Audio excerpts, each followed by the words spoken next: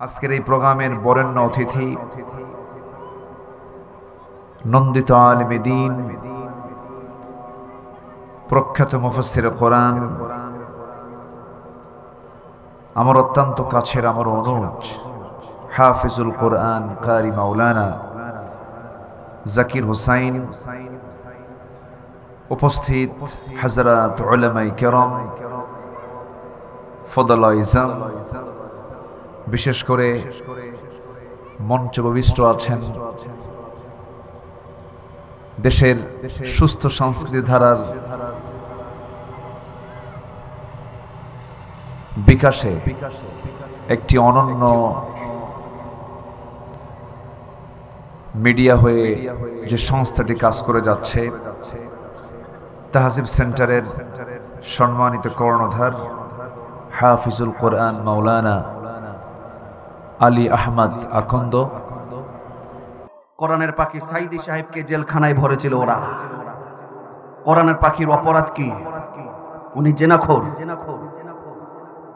উনি চুরি করেছে, উনি এতিমের সম্পদ লুণ্ঠন করেছে, উনি ধর্ষক।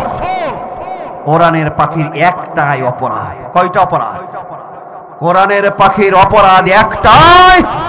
কোরআনের পাখি পূত পবিত্র ঈমান আনয়ন করেছে।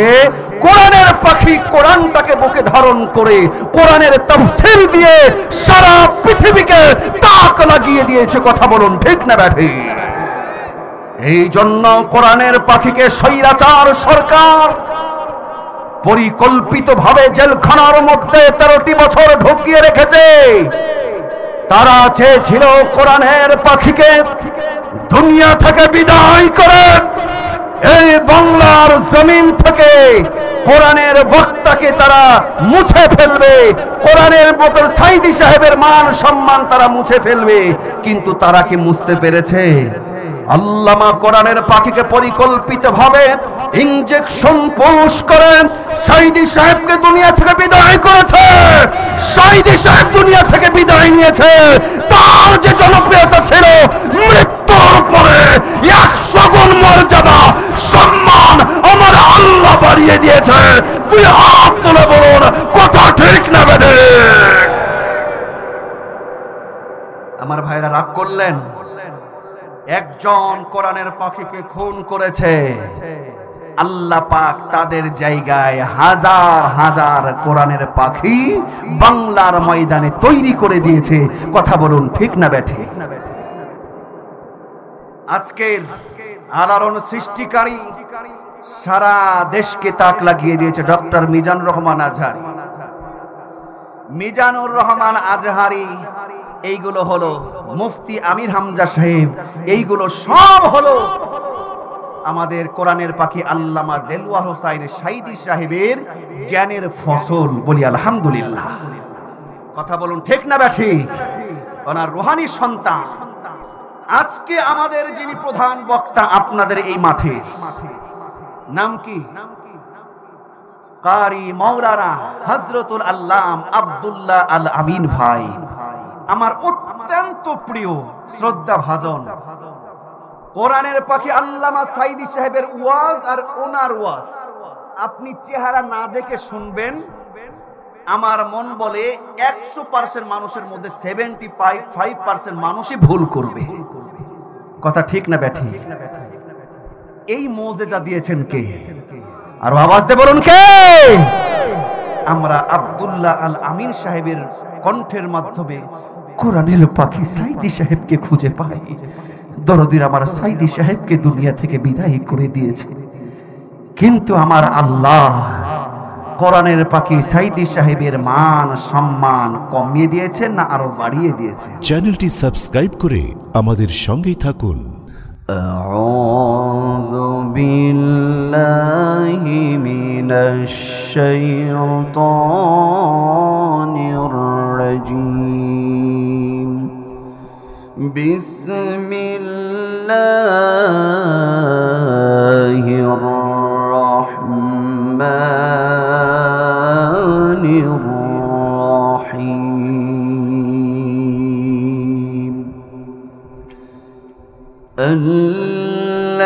الذين إن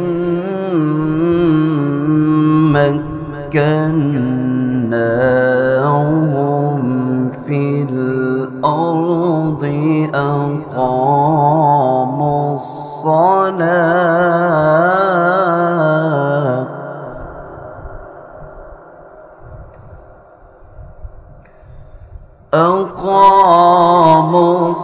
الصلاة وآتوا الزكاة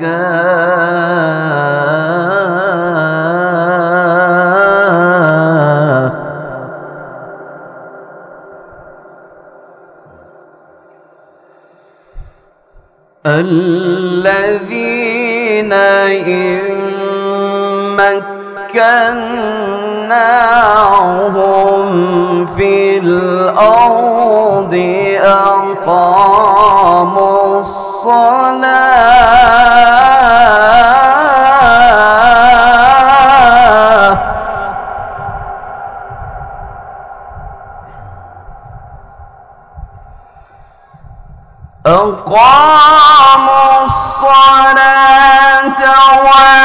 وآتوا الزكاة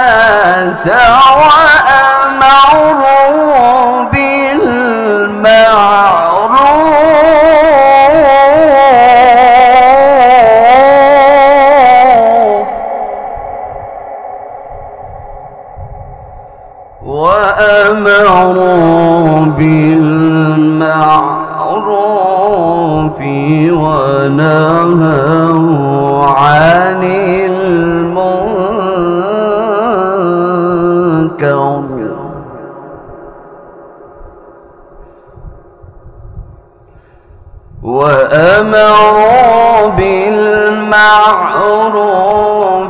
ونهوا عن المنكر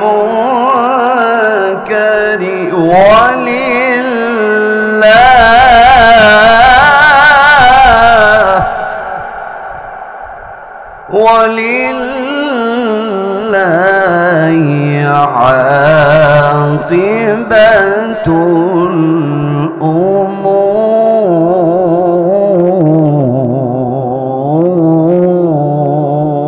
الأمور صدق الله العظيم একদিন তোমারি নাম মসজিদে হবে এলান একদিন তোমারি নাম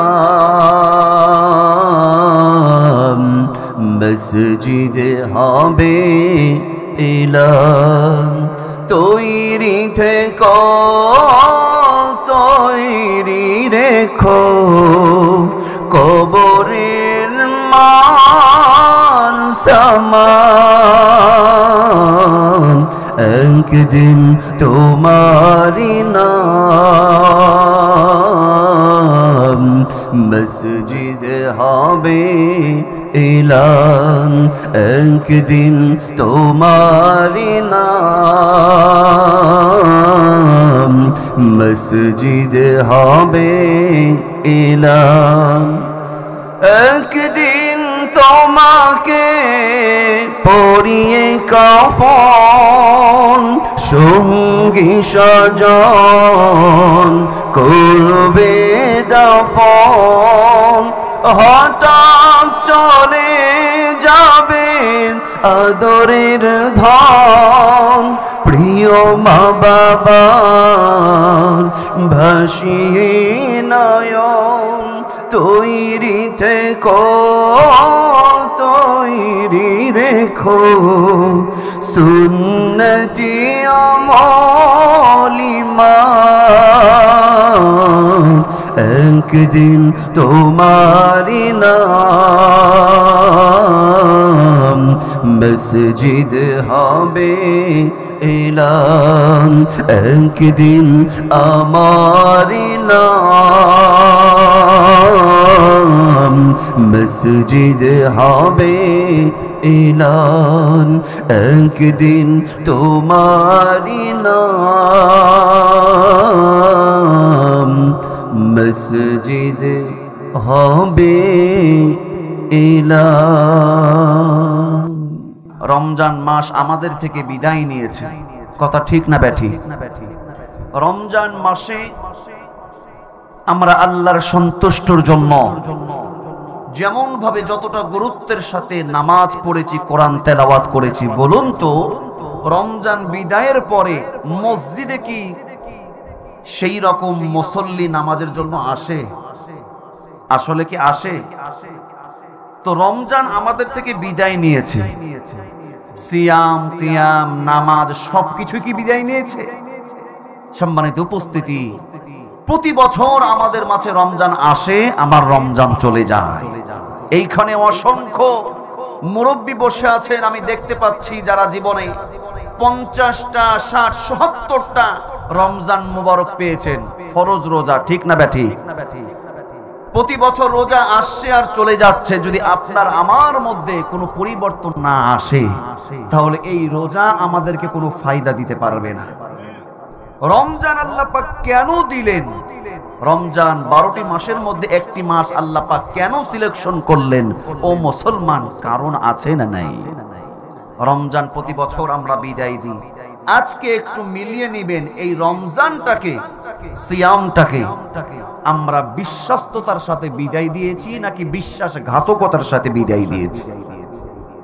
সম্মানিত উপস্থিতি, সম্মানিত হাজিরিন, রমজানুল মোবারক আল্লাহ রাব্বুল আলামিন আমাদের মাঝে দিয়েছেন। রমজান মাসটাকে আল্লাহ পাক 12টি মাসের মধ্যে একটি মাস শ্রেষ্ঠ সিলেকশন করেছেন। 12টি মাসের মধ্যে একটি মাস ইমানদার মুসলমানদের জন্য ট্রেনিং এর মাস, প্রশিক্ষণের মাস। সেই মাসের নাম হলো রমজান মাস। কি মাস? আর আওয়াজ দিয়ে বলুন, কি মাস? রমজান মাস। এই রমজান মাস কিসের মাস? প্রশিক্ষণের মাস। দেখবেন আমাদের সন্তানগুলো যখন পুলিশে চাকরি পায়, সেনাবাহিনীতে চাকরি পায়, যে কোনো ফোর্সে যখন চাকরি পায়, নৌবাহিনী, বিমান বাহিনী, দেখবেন চাকরি পাওয়ার সঙ্গে সঙ্গে তাদের কিন্তু একটা ট্রেনিং এর ব্যবস্থা করা হয়। 3 মাস, 6 মাস, 1 বছর, এমনকি আমার সেনাবাহিনী ভাইদেরকে দেশের বাইরেও উচ্চ শিক্ষা অর্জনের জন্য মিশনে পাঠানো হয়। কথা বলুন, ঠিক না ব্যাঠি? উদ্দেশ্য আছে না নাই? উদ্দেশ্য কি? আপনার যেটা কাজ, সেই কাজের জন্য যদি একটা প্রশিক্ষণ ট্রেনিং এর ব্যবস্থা করা হয়, আপনার সেই দায়িত্বটা সুন্দরভাবে সুচারুরূপে পরিপূর্ণ করতে কঠিন হয় না সহজ হয়? সহজ হয়। আল্লাহ সুবহানাহু ওয়া তাআলা 12টি মাসের মধ্যে একটি মাস সিলেকশন করেছেন, রমজান মাস। এই রমজান মাসের টার্গেট হলো, উদ্দেশ্য হলো, ইমানদার মুসলমানরা রমজান মাসে ট্রেনিং নিবে, প্রশিক্ষণ নিবে, আর বাকি 11টা মাস পুরা বছর আল্লাহর প্রিয় গোলামরা আল্লাহর হুকুমগুলো সুন্দরভাবে তারা আদায় করবে। কথা বলুন, ঠিক না ব্যাঠি? এই জন্য রমজানটাকে আল্লাহ পাক প্রশিক্ষণের জন্য পাঠিয়েছেন। এই রমজান আমাদের থেকে বিদায় নিয়েছে, খুব খেয়াল করবেন। রমজান আমাদেরকে 5টি উপহার, রমজান আমাদেরকে 5টি গিফট, 5টি উপহার দিয়ে রমজান আমাদের থেকে বিদায় নিয়েছে। বুঝে থাকলে বলুন তো, রমজান আমাদেরকে কয়টা গিফট উপহার দিয়েছে? কয়টা গিফট? রমজান কয়টা উপহার আমাদেরকে দিয়ে বিদায় নিয়েছে? 5টা উপহার। কোরআন এবং সুন্নাহর আলোকে রমজান যে আমাদেরকে 5টি গিফট প্রদান করেছেন, এই 5টা গিফট উপহার নিয়ে আমি আজকে আলোচনা করব ইনশাআল্লাহ। এই 5টা উপহার গিফট ধরে আমরা যদি বাকি 11টা মাস আমল করতে পারি, ইনশাআল্লাহ সেই ইমানদার মুসলমান জান্নাতে চলে যাবে, কোনো বাধা থাকবে না। বলি সুবহানাল্লাহ। আর একবার বলুন, কয়টা উপহার? 1 নম্বর উপহার হলো, এই রোজা আমাদের জন্য 1 নম্বর কি শিক্ষা দিয়ে গেছে, কি উপহার দিয়ে গেছে? 1 নম্বর হলো সিয়াম। এই সিয়াম আমরা পালন করেছি 13 ঘন্টা, 14 ঘন্টা, আল্লাহর সন্তুষ্টর জন্য না খেয়ে উপোস থেকে আমরা আল্লাহর সন্তুষ্টর জন্য আল্লাহর সমস্ত নিষেধ হারাম থেকে দূরে থেকেছি। উদ্দেশ্য হলো একটাই, আল্লাহর সন্তুষ্টর মাধ্যম দিয়ে আল্লাহর কাছে ক্ষমা পেয়ে যাওয়া। কথা বলুন ঠিক না বেঠিক? আমরা রমজানের ইবাদত করেছি, আমল করেছি কিসের জন্য? আল্লাহ পাকের সন্তুষ্ট অর্জনের জন্য। আল্লাহ সুবহানাহু ওয়া তাআলা এক নম্বর পুরস্কার, এক নম্বর উপহার হলো সিয়াম। এই সিয়াম আমরা কেন পালন করেছি? সিয়াম থেকে আমরা কি শিক্ষা গ্রহণ করেছি? খেয়াল করুন 33 নম্বর সূরা সূরাতুল আহজাবের 35 নম্বর আয়াতে আল্লাহ পাক নিজেই বলছেন, ওয়াস-সাইমিনা ওয়াস-সাইমাতি ওয়াল হাফিজিনা ফুরুজাহুম ওয়াল হাফিজাত والحافظين فروجهم والحافظات والذاكرين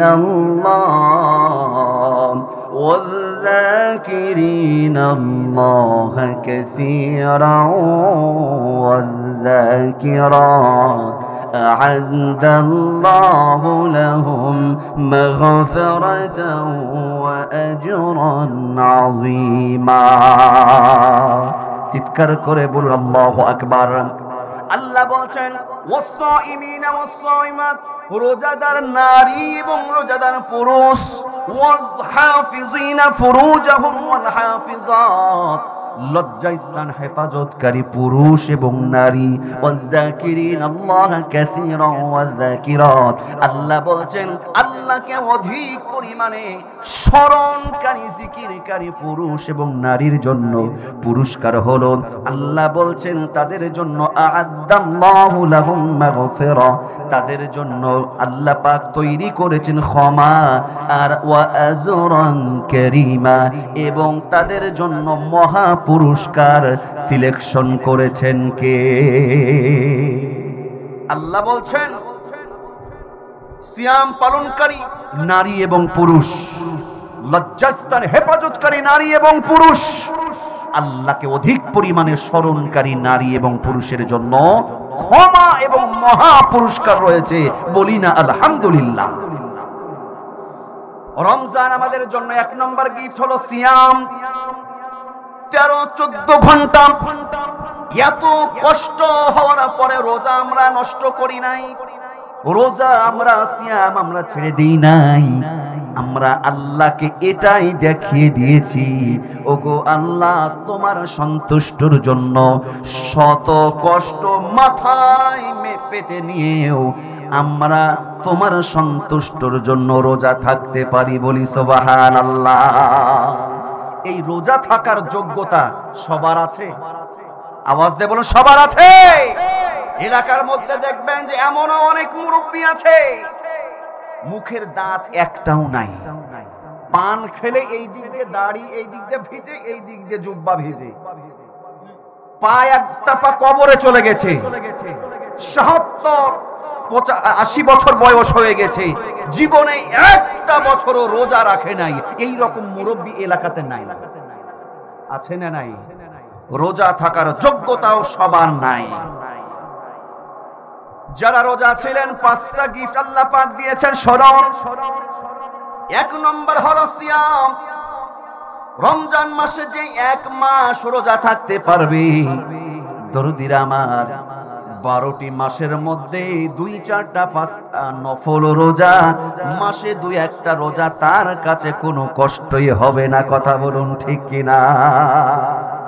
দেখবেন আমরা মুরব্বীর আলহামদুলিল্লাহ চন্দ্র মাসের, যেটা চন্দ্র মাসের রোজা, আরবি মাসের 13, 14, 15 আইএমএ বীজের রোজা বলা হয়, এই রোজা অনেকে রাখে না। রমজান মাসের 1 মাস যে রোজা থাকতে পারবে, চন্দ্র মাসের আইএমএ বীজের রোজা তার জন্য কি কষ্ট হবে? 1 নম্বর গিফট হলো সিয়াম। শুধু তাই না, আল্লাহর নবী সপ্তাহের মধ্যে 2টা দিন রোজা রাখতেন। আল্লাহর নবী বিশ্বনবী মুহাম্মদুর রাসূলুল্লাহ সাল্লাল্লাহু আলাইহি ওয়াসাল্লাম সপ্তাহের মধ্যে 2টা দিন কি কি বার? সোমবার এবং বৃহস্পতিবার রোজা রাখতেন। চন্দ্র মাসের আয়ামে বীজের 3টা রোজা রাখতেন দরদির আমার। তারপরে লাইলাতুল বরতের রোজা, মুহররমের রোজা, এই যে রোজাগুলো রয়েছে, ইয়াউমুল আরাফার রোজা, আবার শাওয়াল মাস আমাদের মাঝে অবস্থান করছে। এই শাওয়াল মাসেরও আমরা অনেকে 6টা রোজা রেখেছি। কথা বলুন ঠিক না ব্যাঠিক? দরদিরা আমার, রমজানের 1 নম্বর গিফট উপহার হলো সিয়াম। একটা মাস আমরা রোজা থেকে আল্লাহকে দেখিয়ে দিয়েছি আমরা রোজা থাকতে পারি। শাওয়াল মাসের যে 6টা রোজা রাখবে, রমজানের 1 মাস রোজা থাকার পরে, রমজানের 1 মাস রোজা পালন করার পরে যারা শাওয়াল মাসের 6টা রোজা রাখবে, আল্লাহর নবী বিশ্ব নবীজি বলেছেন পুরা বছর রোজা থাকার সওয়াব তারা আমলনামায় যোগ হয়ে যাবে। আল্লাহু আকবার। মুহররমের রোজা কত ফজিলত! আল্লাহর নবী বিশ্বনবী বলেছেন আফদালুস সিয়াম বাদা রমাদান শাহরুল্লাহিল মুহররম। রমজান মাসের পরে সবচাইতে নফল রোজার মধ্যে দামি রোজা হলো আল্লাহর মাস মুহররমের রোজা। মুহররমের রোজা বলি সুবহানাল্লাহ। সম্মানিত হাজিরিন, তাহলে 1 নম্বর গিফট আমাদের জন্য উপহার, সেটা হলো সিয়াম। শুধু রমজান বিদায় নিয়েছে, বাকি যে 11টা মাস রয়েছে আমরা সাপ্তাহিক এবং চন্দ্র মাসের আয়ামে বীজের রোজাগুলো আমরা পালন করার চেষ্টা করব। সকলে বলুন ইনশাআল্লাহ। 2 নম্বর গিফট কি শুনুন।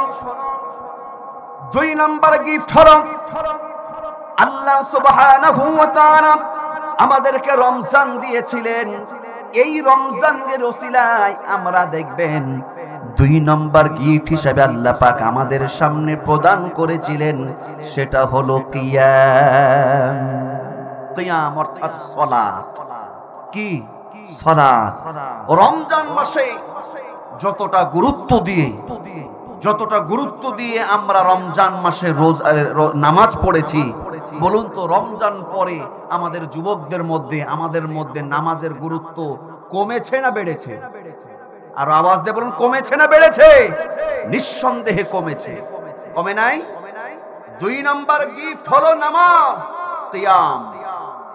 দরদির আমার, রমজান মাসে মসজিদে জায়গা দেওয়া যায় না মুসল্লি, আর রমজানের পরে মসজিদ ফাঁকা। ঠিক না ব্যাঠিক? শুধু কি রমজান মাসে আমাদের জন্য নামাজ ফরজ ছিল, নাকি রমজানের পরেও 5 ওয়াক্ত নামাজ ফরজ? আওয়াজ দিয়ে বলো।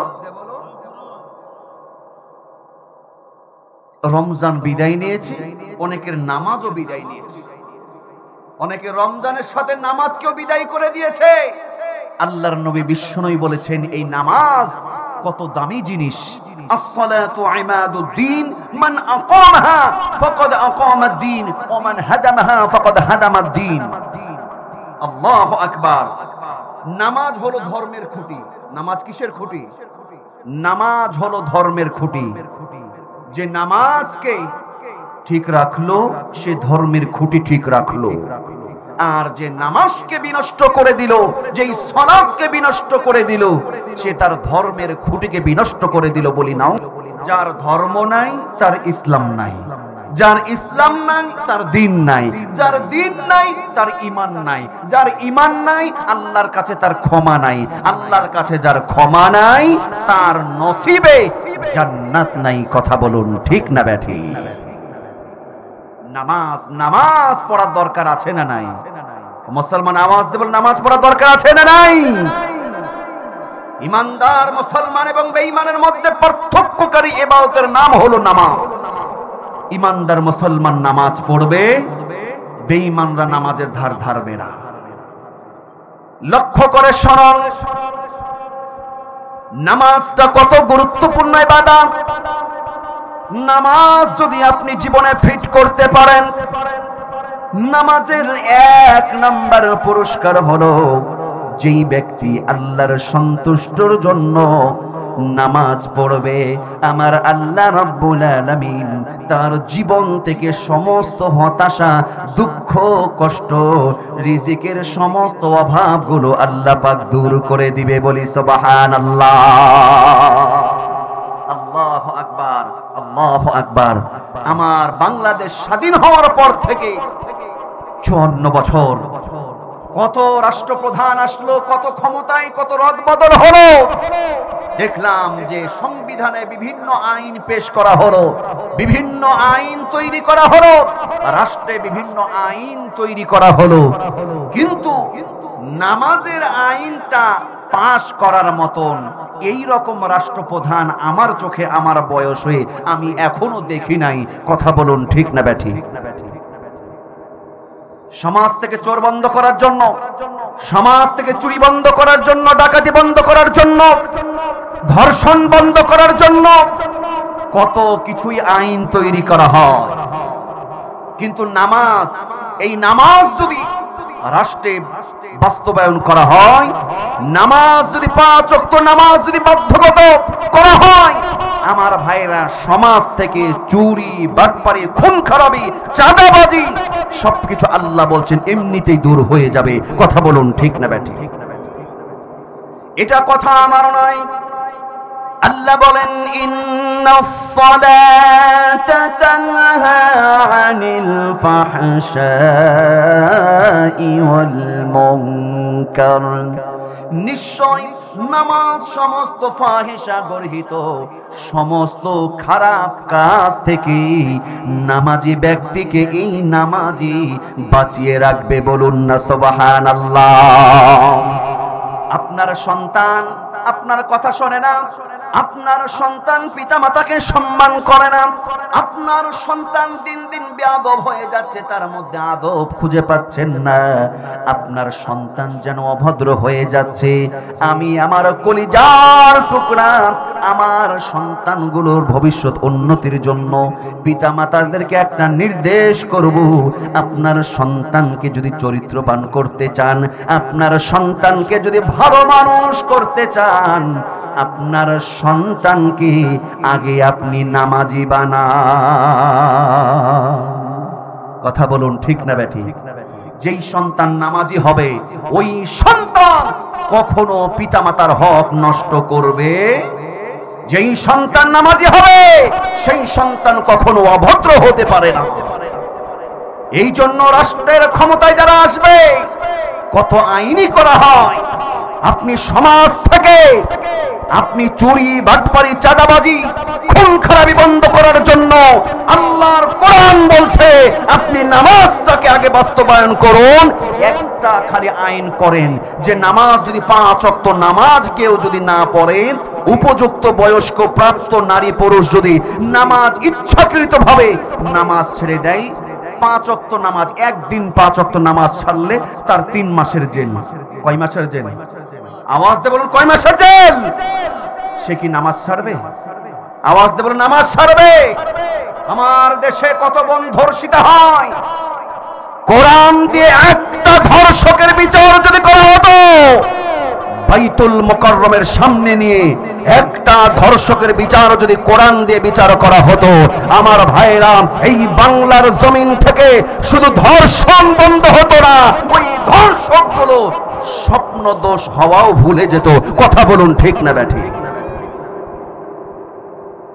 আমার ভাইরা শুনুন, আল্লাহ পাক কি বলেন?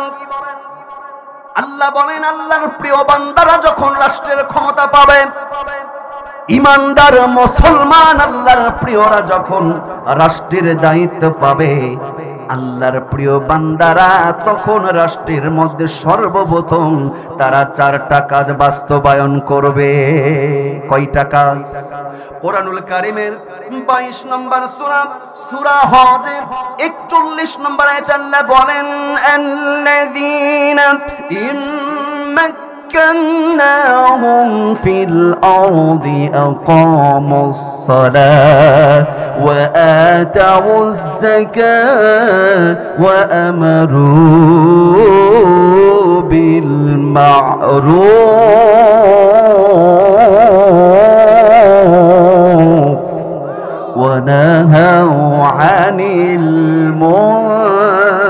মুনকার ওয়ালিল্লাহি আকিবাতুল উমুর।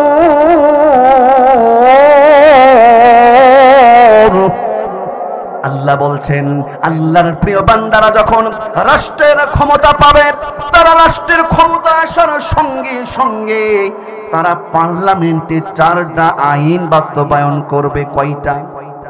কয়টা আইন বাস্তবায়ন করবে? আওয়াজ দিয়ে বলতে হবে, হয় নাই? আরো জোরে, কয়টা? 1 নম্বর হলো আকামুস সালাহ, তারা নামাজ কায়েম করবে, নামাজ প্রতিষ্ঠা করবে, রাষ্ট্রে নামাজের বাধ্যগত আইন তারা প্রণয়ন করবে। কথা বলুন ঠিক কিনা?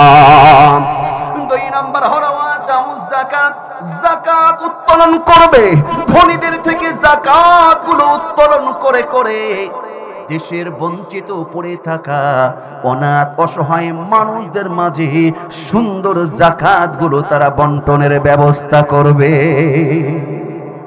সুবহানাল্লাহ। ওয়া নাহাউ আনিল মুনকার, এবং ওয়া'মুরু বিল মারুফ ওয়া নাহাউ আনিল মুনকার। 3 নম্বর হলো তারা ভালো কাজের আদেশ দেবে, মন্দ কাজ থেকে মানুষকে ফিরে রাখার জন্য আইন প্রণয়ন করবে। কথা বলুন ঠিক না ব্যাঠি?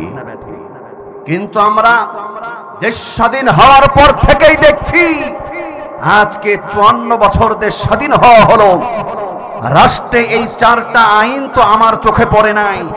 নামাজের কথা তো কি পাস করবে?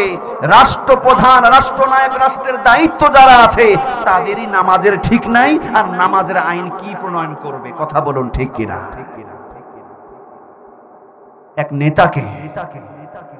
এক নেতাকে দাওয়াত দিয়েছে, ভোটে দাঁড়িয়েছে, এলাকার এক অসহায় দাওয়াত দিয়েছে। দেখবেন যার একটু টাকা পয়সা বা পদ পদবি বাড়ে, তার পিছনে সবাই বেশি বেশি ঘোরে। ঠিক না ব্যাঠি?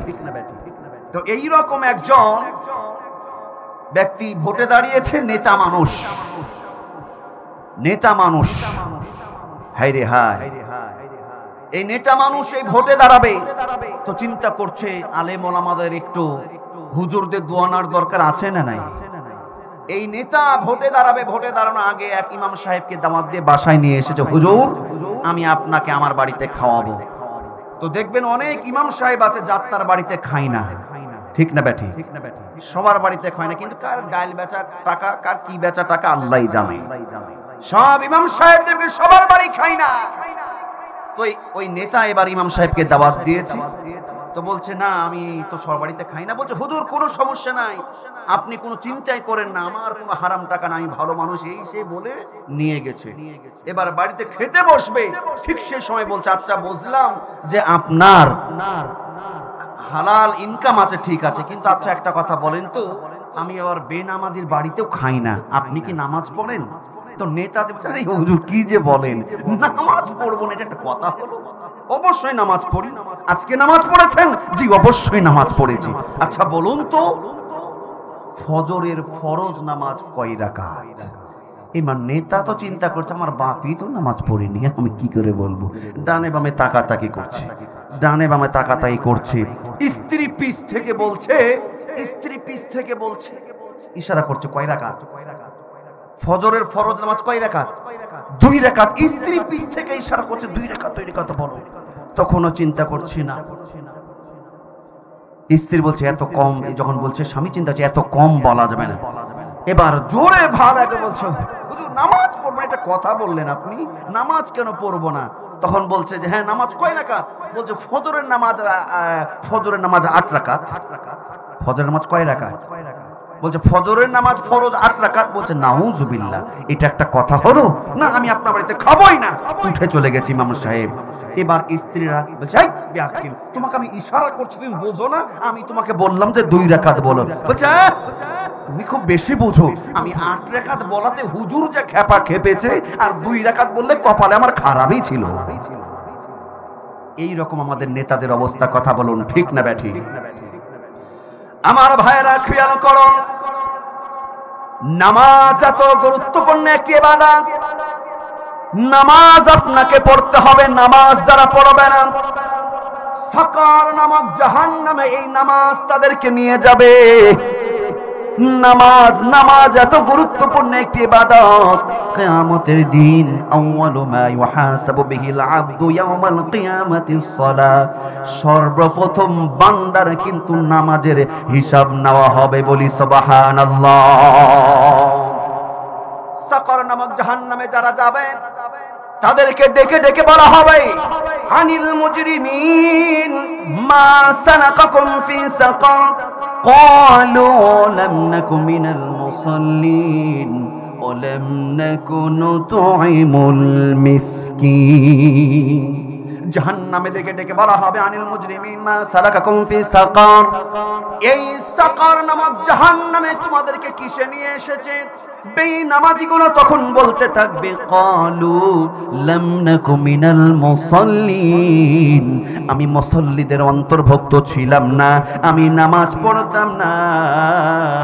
ওয়া লাম নাকু নুতঈমুল মিসকিন, এবং অভাবগ্রস্তদেরকে খাদ্য দিতাম না, বলি নাউজুবিল্লাহ।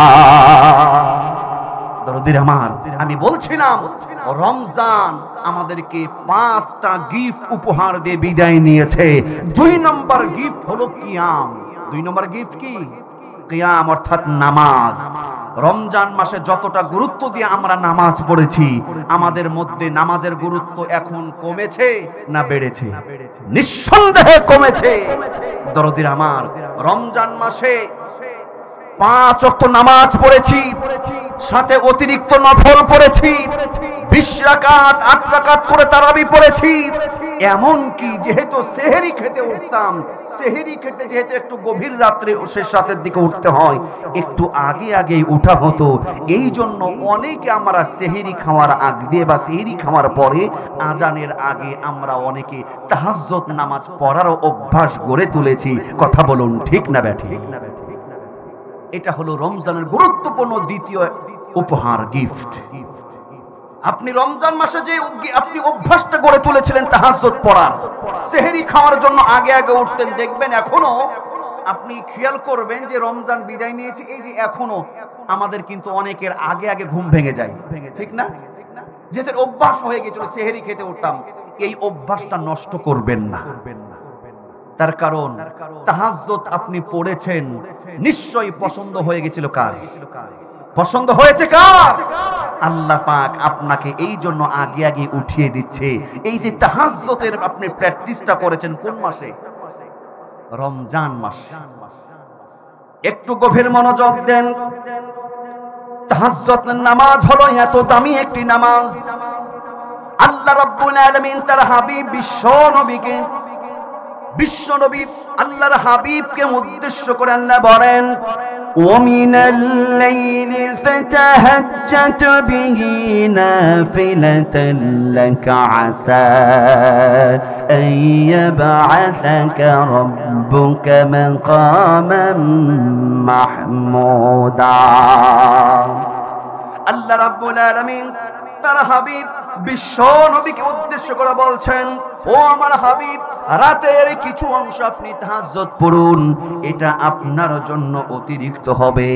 আমার মাওলা এই তাহাজ্জুদের ওসিলায় আপনার মান শান মর্যাদা বাইতুল মুকাদ্দাস এবং আল্লাহ রাব্বুল আলামিন বলছেন আপনার মান শান অনেক উঁচু করে দিবেন, বলি সুবহানাল্লাহ। মাকামে মাহমুদ পর্যন্ত আপনাকে পৌঁছিয়ে দিবে, বলি সুবহানাল্লাহ। আল্লাহু আকবার, আল্লাহু আকবার।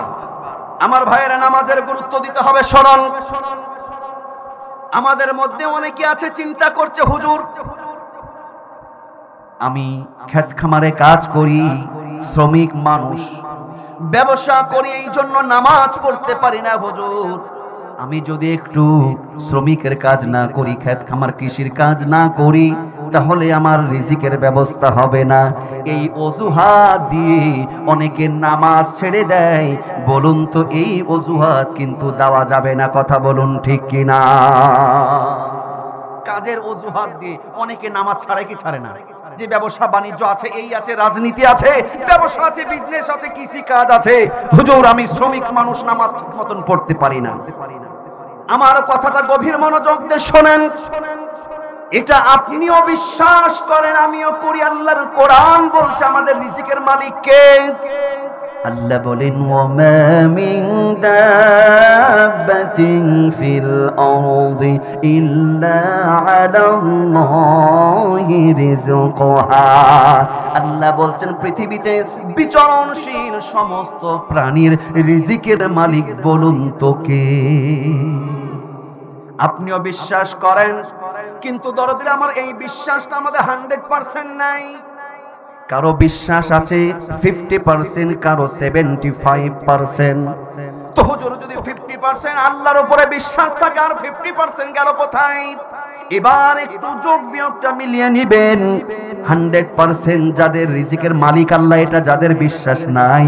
50% আল্লাহর উপরে, আর 50% তার জায়গা জমি ক্ষেত খামারের উপরে অনেকেরও বিশ্বাস আছে না নাই? কেউ রিজিকের মালিক মনে করে 50% আল্লাহকে, আর 50% মনে করে তার ব্যবসাকে। কেউ আছে 50% মনে করে আল্লাহকে, আর 50% মনে করে তার রাজনীতিকে। কেউ আছেন 50% মনে করে আল্লাহকে, আর 50% মনে করে তার শ্রমিক করার এই কাজ কর্মকে। কথা বলুন ঠিক না ব্যাঠি? এই ধারণাটা আমাদের সম্পূর্ণ ভুল। আমাদের রিজিকের মালিক ওই আল্লাহ। 100% পূর্ণ বিশ্বাস ভরসা রাখতে হবে আমাদের রিজিকের মালিককে। কার উপর ভরসা রাখবো? আরো আওয়াজ দিয়ে বলুন, কার উপরে? দরদিরা আমার শুনুন, আল্লাহর উপরে যদি আপনি রিজিকের ভরসা রাখতে পারেন, ওই আল্লাহ আপনাকে দুঃখ দেবে না, কষ্ট দেবে না, না খাইয়ে মারবে না।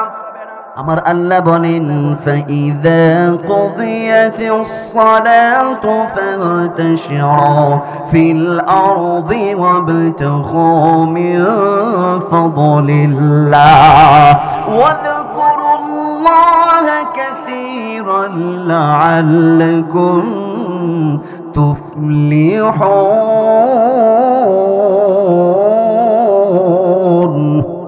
আল্লাহ বলেন অতঃপর যখন তোমাদের নামাজ শেষ হলো, আগে নামাজের কথা বলা হয়েছে, যখন তোমার নামাজ শেষ হলো, নামাজের পরে তুমি দুনিয়ায় ছড়িয়ে পড়ো।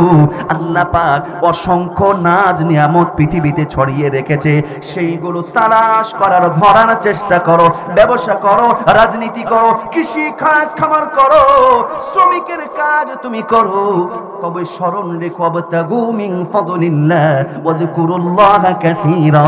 আল্লাহর স্মরণ অর্থাৎ আপনি যেই কাজই করেন না কেন, আজান হওয়ার সঙ্গে সঙ্গে আল্লাহর স্মরণ আপনাকে বলে দিবে এখন কাজ ফেলে মসজিদে চলো। কথা বলুন ঠিক কিনা? দরদির আমার, আওয়াজ দিয়ে বলুন, রিজিকের মালিক কে? বিশ্বাস কি হয়? ও মুসলমান, বিশ্বাস হয়? নবীর সাহাবীর ঘটনা শুনুন। রিজিকের মালিক যে আল্লাহ, আপনি যদি আল্লাহর প্রতি পূর্ণ বিশ্বাস রাখতে পারেন, আল্লাহ পাক অবশ্যই রিজিকের ব্যবস্থা করবেন। নবীর সাহাবী হযরত খুবাইব রাদিয়াল্লাহু তাআলা আনহু, মক্কার কাফের কুরাইশরা খুবাইবকে অ্যারেস্ট করলো, খুবাইবকে জেলখানার মধ্যে ভরলো। একটাই অপরাধ, খুবাইবের অপরাধ হলো ঈমান এনেছে, তার জীবনে নামাজ ফিট করেছে, নবীর প্রতি ভালোবাসা পোষণ করেছে। মক্কার কাফের কুরাইশরা খুবাইব রাদিয়াল্লাহু তাআলা আনহুকে জেলখানার মধ্যে বন্ধ করলো। খুবাইবকে বলে, খুবাইব ঈমান ছাড়বি নাকি ঈমান রাখবি? খুবাইব বলে যে ঈমান একটি বার এনেছি, জীবন দিয়ে দিব, ঈমান দেব না। কাফের বেঈমানরা বলে, খুবাইব রে, তোকে জেলখানায় ভরে রাখবো, খুবাইব তোর রিজিক বন্ধ করে দিব, খুবাইব রে তোকে শুলিতে চড়িয়ে হত্যা করব। শুধু তাই না, কাফের বেঈমান মুশরিক কপারপুরা দলেরা বলে, খুবাইব রে তুই যদি ঈমান না ছাড়িস, তোকে না খাইয়ে মারবো, এমন কি তোকে এক ঢোক পানি পর্যন্ত পান করতে দেব না, না খাইয়ে জেলখানায় তোকে ফেলে মারবো। খুবাইব বলেন, তোদের সমস্ত পরীক্ষা মেনে নেব, খুবাইব রাদিয়াল্লাহু তাআলাকে জেলখানার মধ্যে ভরে দেওয়া হলো। 2 দিন 5 দিন 7 দিন পার হয়ে যায়, খুবাইবকে কোনো রিজিক তারা দেয় না, এমনকি খুবাইবকে এক ঢোক পানীয় পর্যন্ত দেয় না। খুবাইবের খাবার বন্ধ, পানীয় বন্ধ। আচ্ছা বলুন তো, কোন মানুষ যদি 5 দিন 7 দিন না খেয়ে থাকে, শরীর স্বাস্থ্য ভালো থাকে নাকি দুর্বল হয়ে যায়? কাফের বেঈমানরা লক্ষ্য করে দেখে কি সাংঘাতিক। 5 দিন 7 দিন খুবাইবের রিজিক বন্ধ, পানীয় বন্ধ। খুবাইব তো না খেয়ে মরে যাওয়ার কথা, কিন্তু কি আশ্চর্য ঘটনা, খুবাইবের চেহারা স্বাস্থ্য যেন আগের চাইতে আরো সুন্দর হয়ে গেছে। কাফেরদের মাথায় কাজ করছে না, চিন্তা করছে এর পিছনে নিশ্চয়ই কোনো রহস্য আছে না নাই। কাফেররা এবার মিটিং দিল, সিদ্ধান্ত গ্রহণ করল একজন গোয়েন্দা সেট করা হোক। সেই গোয়েন্দাকে দায়িত্ব দেওয়া হলো, তুমি লক্ষ্য করে দেখবে খুবাইব রাতে কি করে, দিনে কি করে, খুবাইব কিভাবে বেঁচে আছে। এবার যখন একজন গোয়েন্দা ফলো করে, চুপি চুপি আড়াল থেকে লক্ষ্য করে দেখে খুবাইব গভীর রাত্রিতে বিছান থেকে উঠেন। খুবাইব গভীর রাত্রিতে বিছান থেকে যখন ওঠে, বিছান থেকে উঠে সুন্দরভাবে ওযু করে, সুন্দরভাবে পবিত্র হয়ে ওযু হয়ে খুবাইব রাদিয়াল্লাহু তাআলা এবার নামাজের পাটিতে দাঁড়িয়ে যায়। খুবাইব নামাজের পাটিতে দাঁড়িয়ে যায়। ওইদিকে গোয়েন্দা লক্ষ্য করে দেখে, গোয়েন্দা লক্ষ্য করে দেখে খুবাইব নামাজ পড়ে। গভীর রাত্রিতে খুবাইবের নামাজ শেষ হয়ে গেল। নামাজ শেষ করে খুবাইব রাদিয়াল্লাহু তাআলা এবার 2 হাত তুলে আল্লাহর কাছে দোয়া করে, আল্লাহ রাব্বুল আলামিন, মাবুদ গো তুমি একটু লক্ষ্য করে দেখো, আমার কোনো অপরাধ নাই, আমার একটাই অপরাধ। ও আল্লাহ, ঈমান আনার কারণে এই কাফের মুশরিক কপার পুলার দলেরা আল্লাহ গো আমার সাথে কি আচরণ করছে। ও রব্বুল আলামিন, ওরা যা ইচ্ছা পারুক তাই করুক না কেন, ও গো আল্লাহ আমি তোমার কাছে একটাই সাহায্য চাই, আমার জীবনের বিনিময়ে হলেও তুমি আমাকে ঈমানটাকে টিকিয়ে রাখতে সাহায্য করো। খুবাইব 2 নাম্বার আল্লাহর কাছে দোয়া করে, আল্লাহ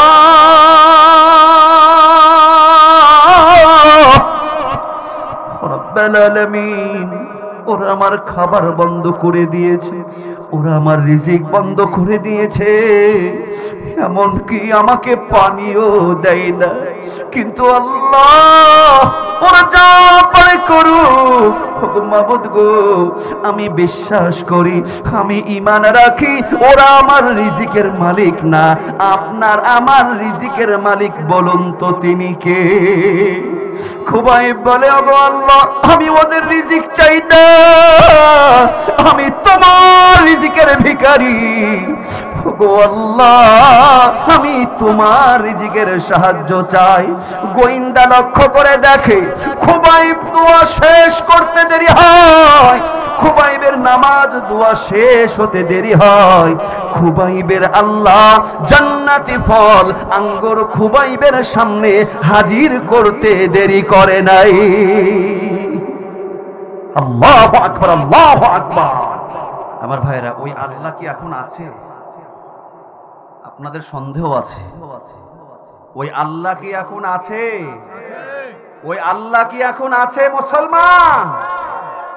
আওয়াজ শুনে মনে হচ্ছে যে হুজুর আছে, কিন্তু আল্লাহ বোধহয় বয়স একটু বুড়ো হয়ে গেছে বোধহয়, নাউজুবিল্লাহ, শরীর বোধহয় দুর্বল হয়ে গেছে। হুয়াল আউয়ালু ওয়াল আখিরু ওয়াল যাহিরু ওয়াল বাতিন। ওই আল্লাহ প্রথমেও যেমন শেষেও তেমন, ওই আল্লাহ আগেও যেমন পরেও তেমন। আওয়াজ দিয়ে বলুন কথা ঠিক না ঠিক? রিজিকের মালিক কে? রিজিকের মালিক কে মুসলমান? আল্লাহ। খুবাইবকে যে আল্লাহ জান্নাত থেকে রিজিকের ব্যবস্থা করেছে, ওই আল্লাহর গোলামি আপনি আমি করলে ওই আল্লাহ পাক এই বাংলার ভূখণ্ড থেকে আপনার আমার জন্য রিজিকের ব্যবস্থা করতে আল্লাহর বিন্দু মাত্র কোনো কষ্ট হবে না। কথা বলুন ঠিক না ব্যাঠি? কিন্তু আজকে আমরা নামাজ ছেড়েছি, আজকে আমরা কর্মকে আটকে ধরেছি। কথা বলুন ঠিক না ব্যাঠি? খুবাইব রাদিয়াল্লাহু তাআলা জেলখানার মধ্যে বন্দী হয়েছিল। খুবাইবের অপরাধ কয়টি? খুবাইব রাদিয়াল্লাহু তাআলা অপরাধ কয়টি বলেন? একটা অপরাধ। কয়টা? কে বলতে পারবে কি অপরাধ? মাশাআল্লাহ, এই তো অ্যানসার চলে এসেছে। অপরাধটা কি? ঈমান আনা। নবীর সাহাবী খুবাইব রাদিয়াল্লাহু তাআলার অপরাধ একটাই, ঈমান এনেছে কার উপরে? বলে মুসলমান কার উপরে? খুবাইবকে অ্যারেস্ট করা হয়েছিল। বাংলাদেশে অসংখ্য আলেম ওলামাকে তো আমরা দেখেছিলাম 16 বছরে অ্যারেস্ট করা হয়েছিল। তাহলে বোঝা গেল বাংলাদেশের আলেম ওলামাগুলো চোর বাটপার। কি কথা বলছেন না কেন? বাংলাদেশের আলেম ওলামারা যেইগুলো যারা অ্যারেস্ট হয়েছিল, জেলখানার মধ্যে ভরেছিল, 16 বছরে যে স্বৈরাচার যে অত্যাচার করেছিল, আজকে প্রমাণ হয়ে গেল বাংলাদেশের আলেম ওলামাদের ওই একটাই অপরাধ, এই আলেম ওলামাদের সম্পর্ক ছিল কোরআনের সাথে, তাদের ঈমানটা বেশি ভালো ছিল, এই জন্য তাদেরকে জেলখানার মধ্যে ভরেছিল। কথা বলুন ঠিক না ব্যাঠি? কোরআনের পাখি আল্লামা দেলওয়ার হোসাইন সাইদি সাহেব নাম কি আপনারা শুনেছেন? কে কে শুনেছেন? আওয়াজ দিয়ে বলেন, নাম কি শুনেছেন আপনারা? কোরআনের পাখি সাইদি সাহেবকে জেলখানায় ভরেছিল ওরা। কোরআনের পাখির অপরাধ কি? উনি জেনাখোর, উনি চুরি করেছে, উনি এতিমের সম্পদ লুণ্ঠন করেছে, উনি ধর্ষক। কোরআনের পাখির একটাই অপরাধ। কয়টা অপরাধ? কোরআনের পাখির অপরাধ একটাই। কোরআনের পাখি পুত পবিত্র ঈমান আনয়ন করেছে। কোরআনের পাখি কোরআনটাকে বুকে ধারণ করে কোরআনের তাফসীর দিয়ে সারা পৃথিবীকে তাক লাগিয়ে দিয়েছে। কথা বলুন ঠিক না ব্যাঠি? এই জন্য কোরআনের পাখিকে স্বৈরাচার সরকার পরিকল্পিতভাবে জেলখানার মধ্যে 13টি বছর ঢুকিয়ে রেখেছে। তারা চেয়েছিল কোরআনের পাখিকে দুনিয়া থেকে বিদায় করে এই বাংলার জমিন থেকে কোরআনের বক্তাকে তারা মুছে ফেলবে, কোরআনের মতো সাইদি সাহেবের মান সম্মান তারা মুছে ফেলবে। কিন্তু তারা কি মুছতে পেরেছে? আল্লামা কোরআনের পাখিকে পরিকল্পিতভাবে ইনজেকশন পুশ করে সাইদি সাহেবকে দুনিয়া থেকে বিদায় করেছে। সাইদি সাহেব দুনিয়া থেকে বিদায় নিয়েছে। তার যে জনপ্রিয়তা ছিল, মৃত্যুর পরে 100 গুণ মর্যাদা সম্মান আমার আল্লাহ বাড়িয়ে দিয়েছে। তুই হাত তুলে বলুন কথা ঠিক না বেদে? আমার ভাইরা রাগ করলেন? একজন কোরআনের পাখিকে খুন করেছে, আল্লাহ পাক তাদের জায়গায় হাজার হাজার কোরআনের পাখি বাংলার ময়দানে তৈরি করে দিয়েছে। কথা বলুন ঠিক না ব্যাঠি? আজকের আলোড়ন সৃষ্টিকারী সারা দেশকে তাক লাগিয়ে দিয়েছে ডক্টর মিজানুর রহমান আজহারি। মিজানুর রহমান আজহারি, এইগুলো হলো মুফতি আমির হামজা সাহেব, এইগুলো সব হলো আমাদের কোরআনের পাখি আল্লামা দেলওয়ার হোসাইন সাইদি সাহেবের জ্ঞানের ফসল। বলি আলহামদুলিল্লাহ। কথা বলুন ঠিক না ব্যাঠি? ওনার রুহানি সন্তান। আজকে আমাদের যিনি প্রধান বক্তা আপনাদের এই মাঠে, নাম কি? কারি মাওলানা হযরতুল আল্লাম আব্দুল্লাহ আল আমিন ভাই, আমার অত্যন্ত প্রিয় শ্রদ্ধা ভাজন। কোরআনের পাখি আল্লামা সাইদি সাহেবের ওয়াজ আর ওনার ওয়াজ আপনি চেহারা না দেখে শুনবেন, আমার মন বলে 100% মানুষের মধ্যে 75% মানুষই ভুল করবে। কথা ঠিক না ব্যাঠি? এই মুজিজা দিয়েছেন কে? আর আওয়াজ দিয়ে বলুন কে? আমরা আব্দুল্লাহ আল আমিন সাহেবের কণ্ঠের মাধ্যমে কোরআনের পাখি সাইদি সাহেবকে খুঁজে পাই। দরদির আমার সাইদি সাহেবকে দুনিয়া থেকে বিদায় করে দিয়েছে, কিন্তু আমার আল্লাহ কোরআনের পাখি সাইদি সাহেবের মান সম্মান কমিয়ে দিয়েছেন না আরো বাড়িয়ে দিয়েছেন? দরদিরা আমার, আমি বলছিলাম খুবাইবের অপরাধ একটাই, খুবাইব খাঁটি ঈমান আনয়ন করেছিল। কথা বলুন ঠিক না ব্যাঠিক? আজকে পৃথিবীর মানচিত্রে ছোট্ট একটা ভূখণ্ড, পৃথিবীর মধ্যে সবচাইতে মুসলমানদের মধ্যে নির্যাতিত, অবহেলিত, রক্তাক্ত পাত হচ্ছে কোন জায়গায় বলেন তো? ফিলিস্তিনে। কোথায়? ফিলিস্তিনের মুসলমানদের ঈমান আর আমাদের ঈমান কি সমান? আওয়াজ দিয়ে বলতে পারলেন না। আপনার আমার ঈমান আর ফিলিস্তিনের মুসলমানের ঈমান সমান? কাদের ঈমান বেশি? ফিলিস্তিনের মুসলমানদের ঈমান বেশি। আল্লাহর কোরআন বলছে, যার ঈমান যত বেশি হবে, আল্লাহর সঙ্গে যার যত বেশি মহব্বত হবে, বন্ধুত্ব পয়দা হবে, দুনিয়াতে তার উপরে তত বেশি পরীক্ষা আসবে। কথা বলুন ঠিক না ব্যাঠি? ফিলিস্তিনে আজকে যুগের পরে যুগ হামলা হচ্ছে।